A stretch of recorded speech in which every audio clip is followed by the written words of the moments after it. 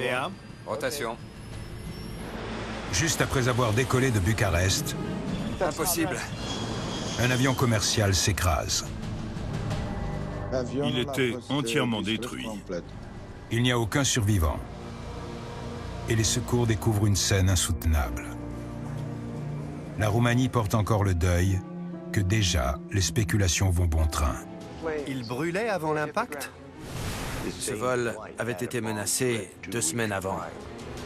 Les enquêteurs trouveront-ils des traces d'un acte criminel dans l'épave? Quoi? Repassez. C'est le commandant?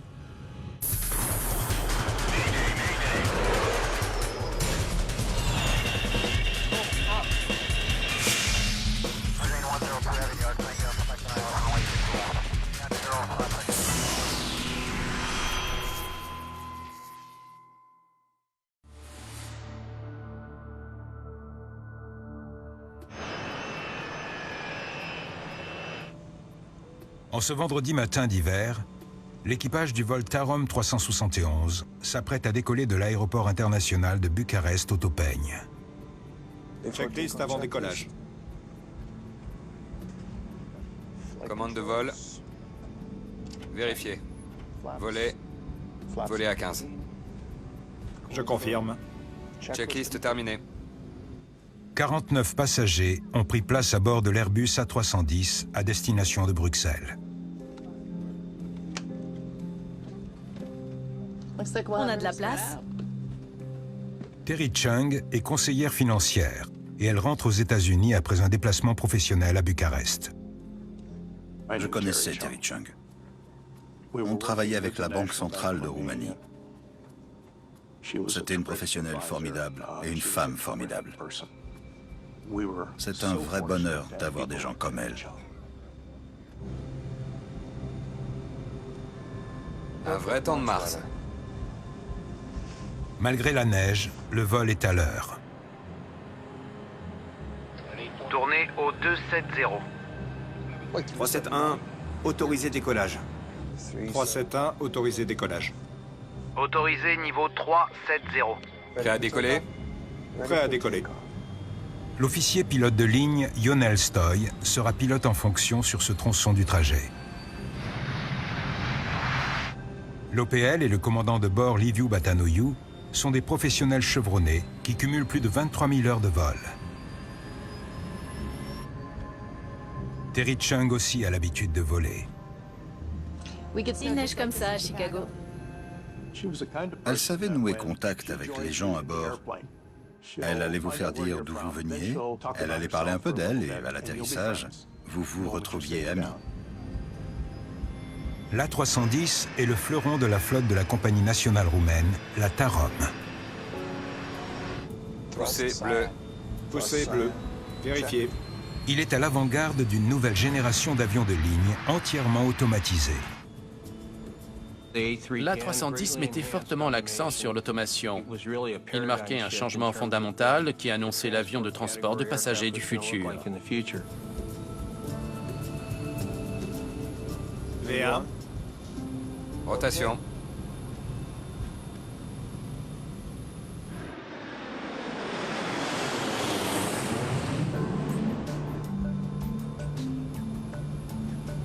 À vous les commandes, à moi les gaz. Même si l'OPL est pilote en fonction, c'est le commandant de bord qui s'occupe des manettes des gaz, elles-mêmes gérées par le calculateur de vol de l'A310. L'automanette réduit considérablement la charge de travail parce qu'elle gère la poussée en fonction des performances de vol lors du décollage, de la montée, de la descente et même de l'atterrissage. Tout le monde adorait la 310 et s'émerveillait devant sa technologie. En plus, il était très agréable à piloter. À l'époque, c'était l'avion à la pointe sur le plan technique de la flotte de la Tarom. Vario positif. Rentrez le train. Le décollage se passe sans histoire. Train rentré. L'avion fera un vol de 3 heures vers le nord-ouest avant d'atterrir à Bruxelles. Direct Sierra Tango Juliette.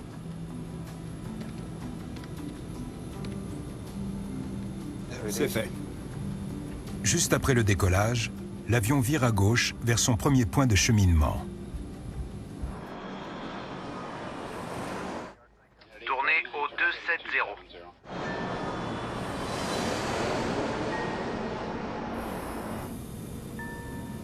Des nuages bas réduisent la visibilité à néant. Mais l'équipage a l'habitude de voler en ne se fiant qu'aux instruments de bord. Un peu à gauche. Tous les équipages se forment au pilotage en conditions de vol aux instruments. Dans ce mode, les écrans d'affichage ne doivent signaler aucun problème particulier. Les équipages s'y entraînent expressément. C'est normal.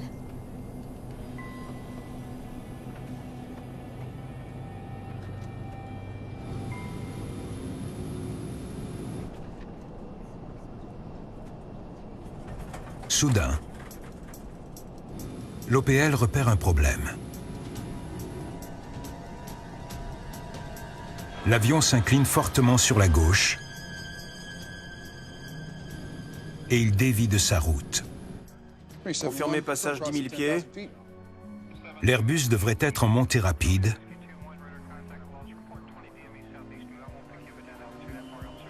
Or, il fonce vers le sol. Mon Dieu! Terry Chung voyageait beaucoup.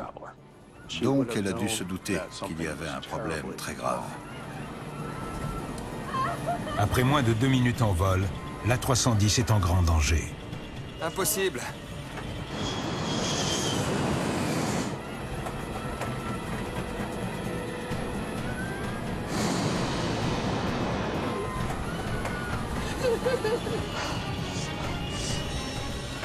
« 371, confirmé altitude.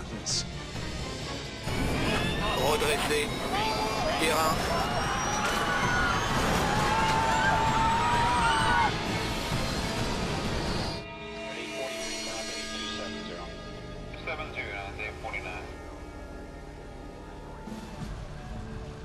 L'A310 s'est écrasé dans un champ à un peu plus de 3 km de l'aéroport. Les pompiers mettent 1h30 à circonscrire l'incendie. À 1770 km de là, à Bruxelles, on attend bientôt avec inquiétude des nouvelles de l'avion. 32 des 49 passagers sont de nationalité belge. J'étais chez moi et j'ai reçu un appel. La seule information, c'était que l'avion s'était écrasé. Une fois l'incendie éteint, il devient évident qu'il n'y a aucun survivant. Les images des télévisions laissent entendre que l'appareil s'est désintégré en percutant le sol et montrent des débris éparpillés sur un vaste périmètre. Les pompiers découvrent un véritable carnage. Le bilan fait état de 60 victimes. Le pilote, le copilote, les 9 membres d'équipage et les 49 passagers. Tout le monde était sous le choc. On n'arrivait pas à imaginer ce qui avait pu se produire. Au fur et à mesure que la nouvelle du drame se répand à travers le monde, une rumeur se met à courir. Y a-t-il eu une explosion ? L'avion était entièrement détruit. Il ne restait que quelques éléments, dont certains avaient été balayés par le vent. Sorin Stoichescu est chargé de l'enquête par l'autorité aéronautique civile roumaine. Beaucoup de gens ont été tentés de conclure que l'avion avait explosé en vol. C'est ce qui a conduit à l'hypothèse selon laquelle il s'agissait peut-être d'un attentat terroriste, d'une bombe. Y avait-il un engin explosif à bord ou est-ce autre chose qui a détruit l'A310 ? Pour l'heure, c'est la question la plus importante à laquelle les enquêteurs roumains doivent répondre. Le vol 371 de la Tarom est tombé dans un champ à quelques centaines de mètres d'une gare ferroviaire des environs de Bucarest. Les 60 personnes qui se trouvaient à bord sont décédées. C'est l'accident le plus meurtrier de l'histoire de la Roumanie. Mettez des rubalises et éloignez la presse. L'épave fume encore lorsque Sorin Stoichescu et son équipe d'enquêteurs se mettent au travail. C'était vraiment tragique. L'avion était à moitié enterré dans le champ. Il y avait des débris partout autour. C'était dramatique. Assemblé en France, l'A310 est l'un des avions les plus utilisés au monde. On en compte plusieurs centaines en service dans des dizaines de compagnies tout autour du globe. Beaucoup de gens se sont intéressés à cet accident et il fallait vite en trouver l'explication. Donc, la pression sur les enquêteurs était très forte.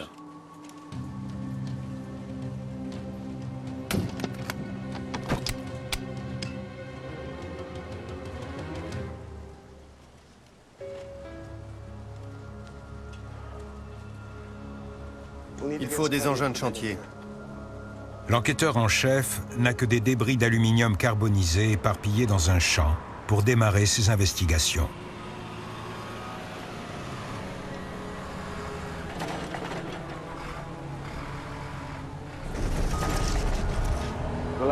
Il faudra procéder un fragment après l'autre. Mettez ça là-bas. Le gros des débris repose au fond d'un cratère d'environ 6 mètres et l'extraction s'annonce laborieuse. La trajectoire au moment de l'impact avait presque formé un angle droit avec le sol. Et la vitesse avait été très élevée, donc l'avion était quasiment enterré.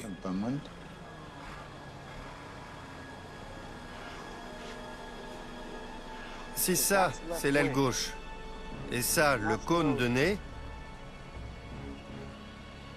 il était à la verticale. La forme du cratère apporte une première certitude.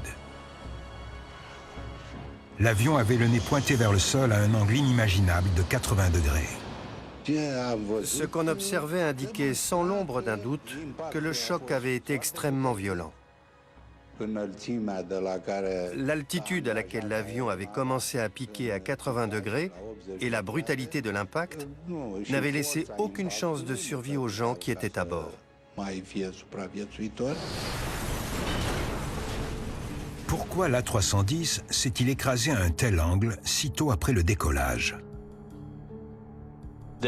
Ça a sûrement dû attirer tout de suite l'attention des enquêteurs. Pourquoi une telle anomalie à ce moment-là du vol? C'est très inhabituel. Nez vers le sol, grande vitesse. Un problème moteur? Petit à petit, les enquêteurs exhument la majeure partie de l'Airbus, dont les moteurs. Et l'empilement des débris dresse un portrait éloquent. Les moteurs étaient complètement enterrés dans le champ. Lorsque l'avion avait percuté le sol à un angle de 80 degrés, ces réacteurs s'étaient enfoncés à une profondeur tout bonnement incroyable. Voilà le droit. Le gauche devrait être par là. Il faut le dégager avec précaution.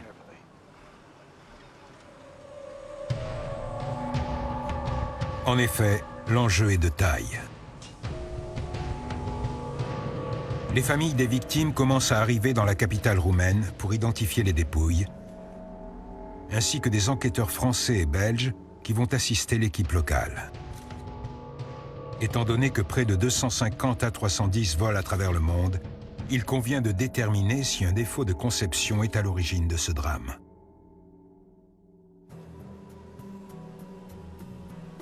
Sorin Stoichescu examine les moteurs, mais ils sont tordus et en partie calcinés. Contiennent-ils des indices susceptibles de révéler un défaut de fonctionnement ou une explosion qui serait survenue avant l'impact avec le sol? Il n'y a que des brûlures à l'extérieur. L'examen préliminaire semble indiquer que le moteur n'a pas pris feu en plein vol. Voyons les aubes. Elles sont très endommagées, ce qui est logique compte tenu de la violence de l'impact. Mais un enquêteur peut déduire beaucoup de choses de l'orientation des dégâts qu'elles présentent. Vous voyez? C'est dû à l'impact. Ces dégâts laissent entendre que les aubes se sont tordues lorsqu'elles ont percuté le sol, pas avant. Cette première analyse semble donc permettre d'écarter le problème moteur comme explication de l'accident.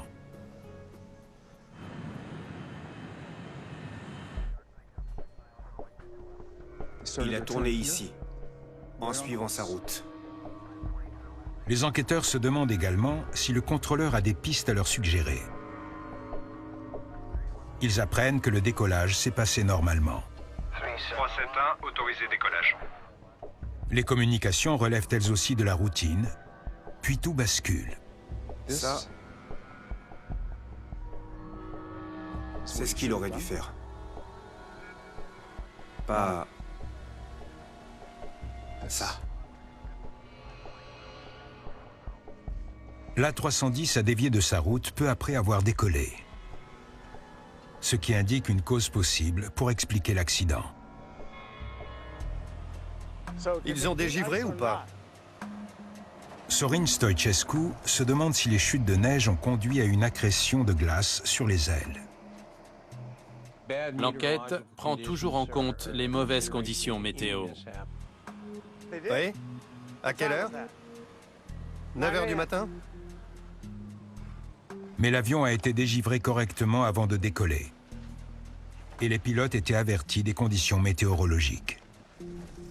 Dans le cas présent, ils avaient été informés de la météo. L'armée roumaine arrive en renfort pour transporter les débris jusqu'à un hangar à proximité du lieu de l'accident.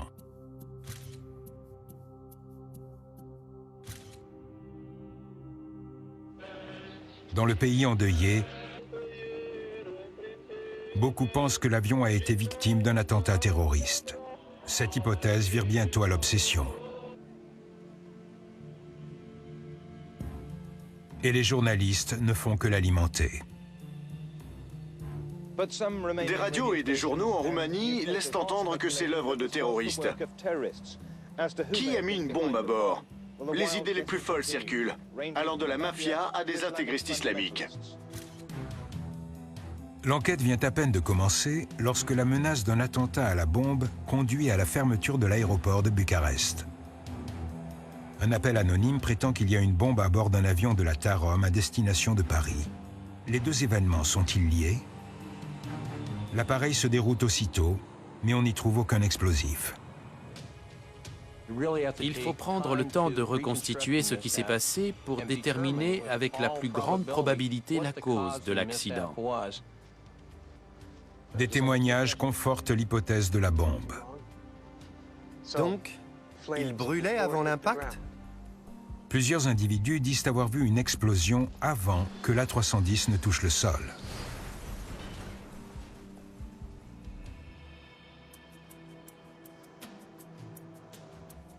Pour confirmer ou infirmer l'hypothèse de l'attentat, les enquêteurs roumains font appel à une autorité en la matière, le FBI, le Bureau fédéral d'investigation américain. Agent spécial Beisner. Stoichescu, merci de nous aider. Or, le FBI a de bonnes raisons de penser que l'avion a bel et bien été détruit par une bombe. Ce vol à destination de Bruxelles avait été menacé d'un attentat 2 semaines avant par un appel anonyme. C'est à l'agent Beisner qu'il revient de dire s'il s'agit d'un accident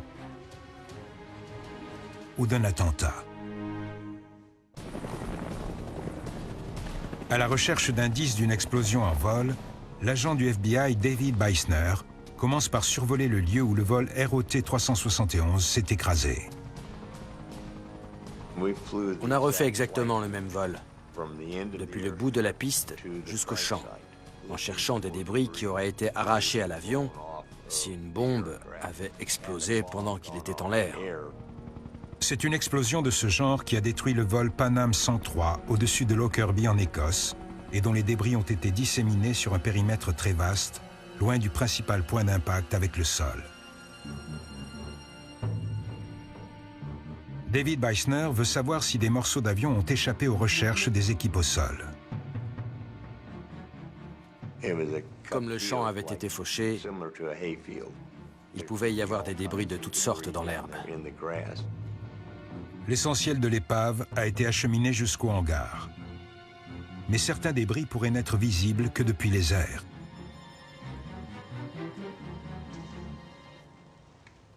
Il n'y a rien. On n'a rien trouvé qui sortait de l'ordinaire. Il n'y avait ni débris, ni carburant à terre. Mais David Beisner persévère. Je prends celui-là. Il inspecte les débris récupérés dans le champ, à la recherche de fragments susceptibles de porter des traces laissées par un explosif, comme des brûlures ou des entailles caractéristiques. L'utilisation d'explosifs provoque des entailles dans le métal dont l'angle permet de localiser l'emplacement de la bombe. Les enquêteurs prélèvent des résidus sur certains débris.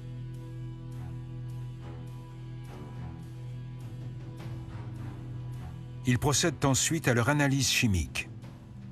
Il faut s'en tenir strictement aux faits, à ce qu'on observe et à ce qu'on peut prouver. Ce que les témoins racontent, ce qu'on entend aux informations, tout ça vient après. Après 5 jours de travail, le FBI arrive à une conclusion irréfutable. Il n'y a aucune trace indiquant une explosion à bord, ni aucune cause d'origine criminelle à cet accident. Affaire classée. C'est tragique que des Américains soient morts, mais ils n'ont pas été victimes d'un acte terroriste. On a invité les autorités belges et françaises à mener leur propre enquête, une par une, séparément. Elles ont été d'accord pour dire qu'il ne s'agissait pas d'un attentat terroriste. Je suis convaincu qu'il s'agit d'un accident. Les témoins qui ont dit avoir vu une explosion étaient sûrement de bonne foi. Ce qui a pu passer pour une explosion aux yeux d'un observateur au sol était peut-être un composant arraché à l'avion. Beaucoup de choses peuvent donner l'impression d'une explosion.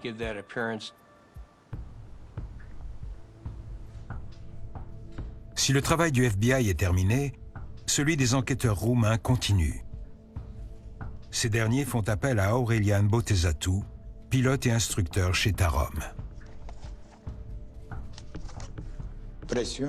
J'ai senti la pression exercée par les médias et celle exercée en interne par mon employeur, la Tarom, une fois que j'ai été nommé enquêteur.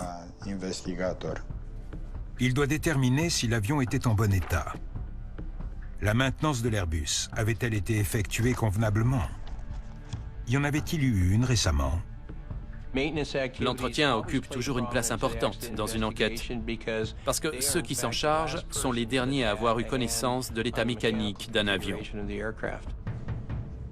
Le registre des opérations de maintenance de l'A310 fournit un historique précis de ses vols et de son entretien, qui permet aux enquêteurs de prendre connaissance de toutes les réparations effectuées.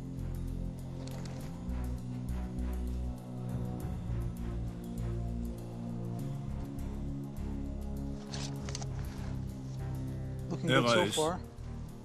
Toutes les opérations de maintenance prévues ont été réalisées en temps et en heure. Rien d'inhabituel?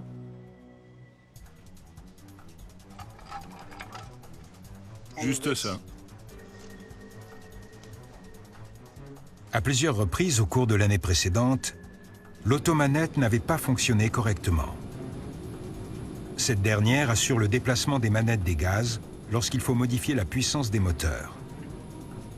Ainsi, au décollage, les manettes des gaz sont poussées au maximum. Une fois l'avion en montée, comme il y a moins besoin de puissance, les manettes doivent revenir légèrement en arrière automatiquement. Or, des pilotes s'étaient plaints qu'en montée, la manette des gaz du moteur gauche reculait trop, jusque sur ralenti, ce qui conduisait les deux réacteurs à fournir des poussées différentes. Ce dysfonctionnement ne se reproduisait pas systématiquement. Il se manifestait de manière aléatoire. Près d'un an avant l'accident, la compagnie aérienne avait placé une notice dans le registre de maintenance à l'attention des pilotes. Le moteur 1 risque de passer sur ralenti quand on passe de la puissance décollage à la puissance de montée. Si l'avionneur ou l'exploitant constate un défaut, il faut absolument le signaler aux équipages. Les pilotes de la Tarom sont donc informés qu'ils doivent garder une main posée sur la manette des gaz pour l'empêcher de passer sur ralenti. Il les maintenait en place pour qu'il n'y ait pas de différence de poussée entre les moteurs droit et gauche. Les enquêteurs se demandent pourquoi les mécaniciens n'ont tout simplement pas réparé le problème. Merci d'être venu. Après vous. Ils leur posent donc la question. Pourquoi ça n'a jamais été réparé? Il s'avère qu'il y a eu plusieurs tentatives de réparation.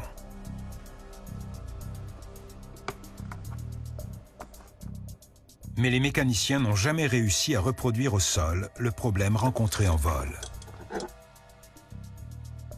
On sait que la panne va être récurrente, mais si les mécaniciens ne peuvent pas la constater à terre, ils ne peuvent pas la réparer. C'est extrêmement frustrant.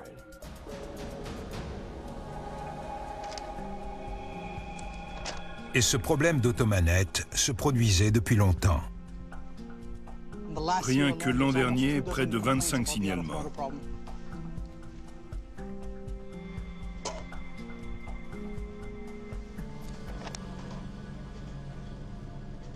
Dont un du commandant. Il s'avère que Liviu Batanoiu lui-même avait signalé ce problème quelques mois plus tôt.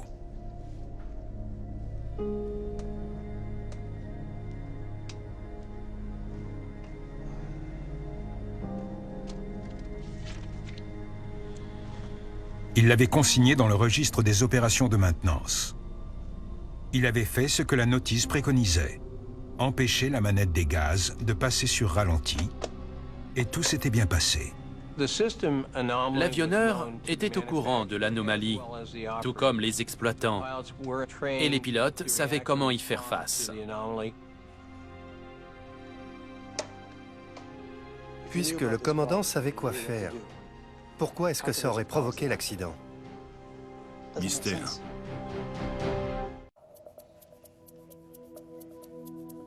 Pourquoi le vol ROT 371 de la Tarom s'est-il écrasé peu après le décollage? VA.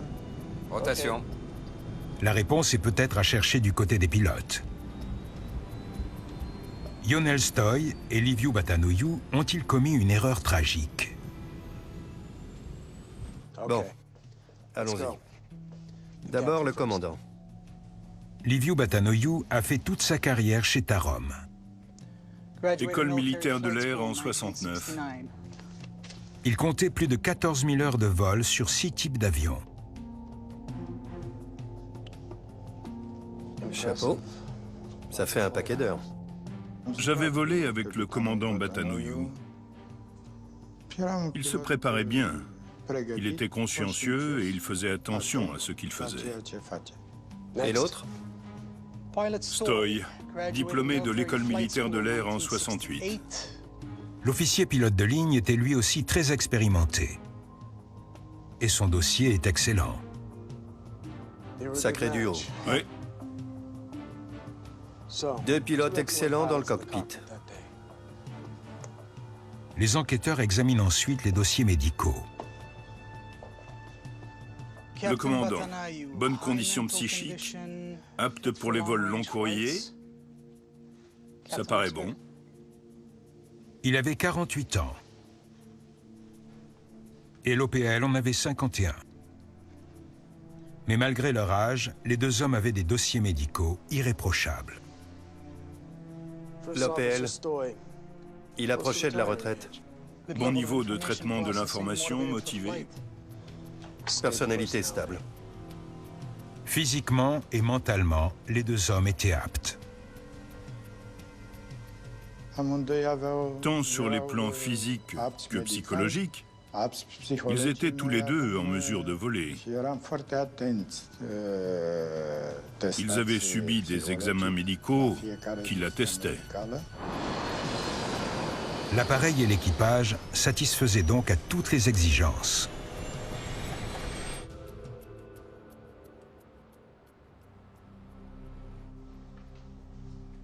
Après une longue attente, les enregistrements des boîtes noires arrivent enfin. Bon, allons-y. Et les enquêteurs ont hâte de les découvrir. L'enregistreur de paramètres va leur révéler comment l'A310 a fonctionné lors des 2 minutes de vol. Cet enregistreur fournit des dizaines et des dizaines de paramètres concernant le vol, les composants, la position de l'avion, les interrupteurs. La première minute de données n'indique rien d'inhabituel. 371, autorisé décollage. Cela confirme que le décollage s'est déroulé normalement, comme l'a expliqué le contrôleur aérien. Mais lors de la montée, au début du virage à gauche, les données deviennent erratiques. C'est quoi? Et l'inclinaison? Au lieu de prendre une trajectoire droite en fin de virage, l'avion s'incline de plus en plus au point de basculer à 170 degrés. L'altitude. Plus l'inclinaison s'accroît, plus le nez pointe vers le sol et l'avion perd rapidement de l'altitude. Altitude maximale, 4627 pieds. Ensuite, l'Airbus commence à chuter et s'écrase 90 secondes après. Pour moi, c'était du jamais vu. Je n'avais jamais rien observé de comparable. Mais je devais me rendre à l'évidence des faits. L'A310 percute le sol à 620 km/h. La vitesse plus le carburant. Tout cela explique l'explosion phénoménale. Mais qu'est-ce qui a provoqué une telle perte de contrôle? Le mystère du vol ROT 371 est loin d'être élucidé. Pour comprendre pourquoi l'A310 a échappé à tout contrôle, les enquêteurs roumains exploitent les données du vol. Les paramètres moteurs. Sorin Stoichescu analyse le comportement des réacteurs. Le gauche est en haut, et ça, c'est le droit. Il semble n'y avoir aucun problème, mais l'enregistreur de paramètres en apprend plus qu'un examen physique. Il fournit un tableau, seconde par seconde, des performances de chaque moteur. Stop. Ça commence ici. Continuez. Comme prévu, les réacteurs tournent presque au maximum lors du décollage. Puis le gauche ralentit. Cela se produit à 2000 pieds et cela provoque un déséquilibre appelé poussée asymétrique. L'avion tournait déjà vers la gauche, mais quand le réacteur gauche a perdu de la puissance, l'A310 s'est mise à virer encore plus et à dévier de la route prévue. Vous avez la poussée? Oui, je l'ai. Le problème survient au début de la montée. Lors du problème de manette. À 1500 pieds, les moteurs n'ont plus besoin de fonctionner à pleine puissance. Le calculateur de vol signale donc à l'automanette de faire reculer les manettes des gaz pour réduire la poussée. Au moment où l'avion passe au-dessus de 1500 pieds, il faut réduire la puissance. On passe de la puissance décollage à la puissance de montée. Donc, il faut tirer les manettes des gaz.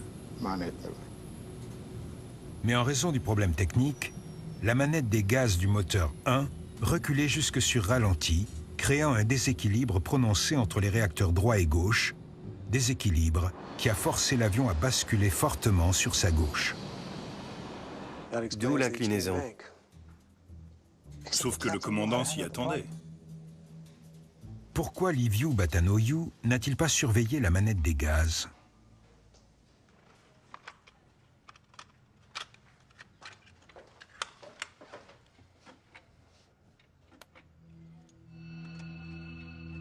L'enregistreur phonique contient 2 minutes d'enregistrement audio qui apporteront peut-être les réponses aux questions des enquêteurs. Allons-y. Pourquoi les pilotes n'ont-ils pas actionné les manettes des gaz pour sauver l'avion? 371, autorisé décollage. Prêt à décoller? Prêt à décoller. Départ à 9h06. Tout paraît normal. L'équipage est calme et il n'y a aucun bruit inhabituel dans le poste de pilotage. V1. Rotation.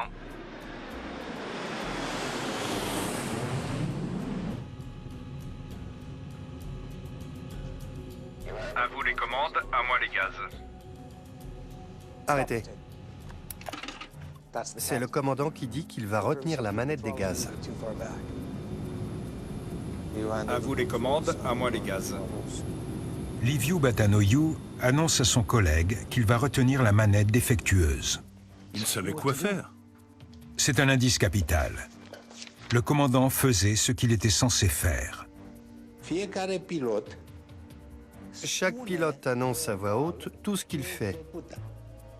Et on entend les deux hommes le faire sur la bande de l'enregistreur phonique. Alors, ils décollent, ils accélèrent, ils prennent de l'altitude, ils ont les ailes à plat, tout va bien. On continue. Rentrez les volets.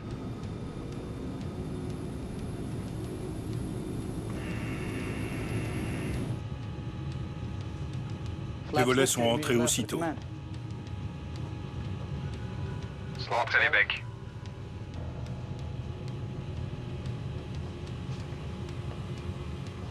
Bizarre. Le commandant exécute instantanément la première commande, mais ne réagit pas à la seconde. L'OPL lui demande les volets et les becs. Les volets ont bien été rentrés, mais pas les becs. Pourquoi ne pas rentrer les becs? Commandant, ça va? J'ai mal. Quoi? Repassez.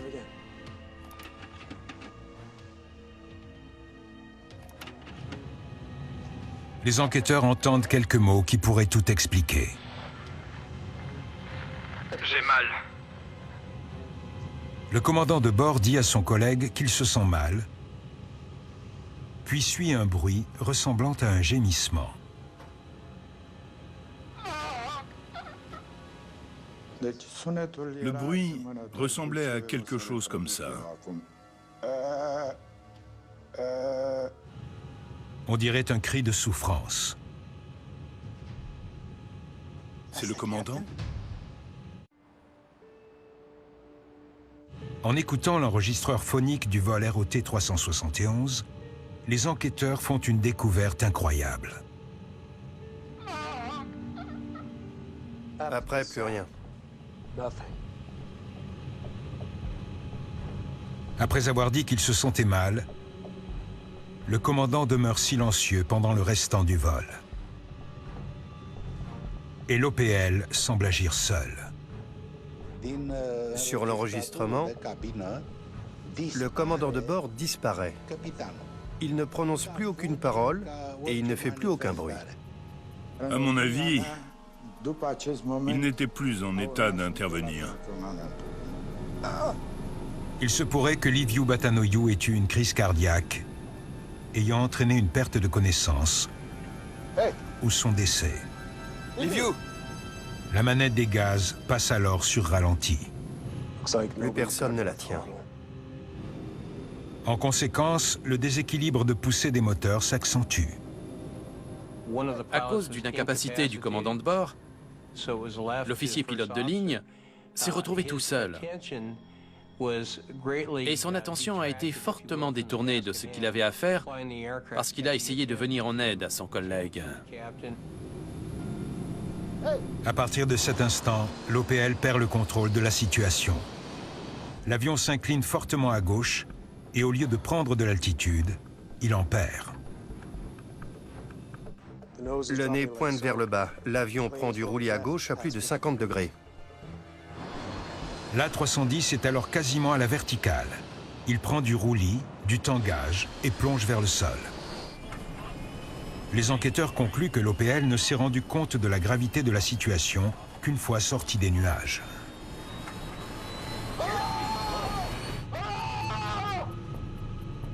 Il était en dessous de 2000 pieds quand il a vu le sol.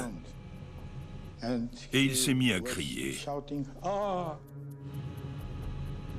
Après, on n'entend plus rien. Les enquêteurs ont enfin compris ce qui est arrivé au vol 371.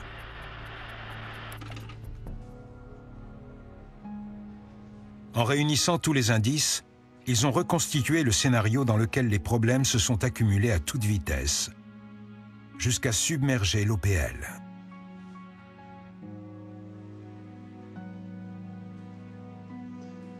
Une minute. Ça a suffi.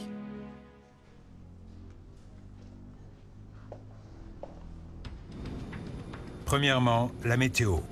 La visibilité était si mauvaise que Yonel Stoy ne pouvait pas s'orienter. Il ne voyait rien à l'extérieur. Si le temps avait été clair, tout aurait été différent.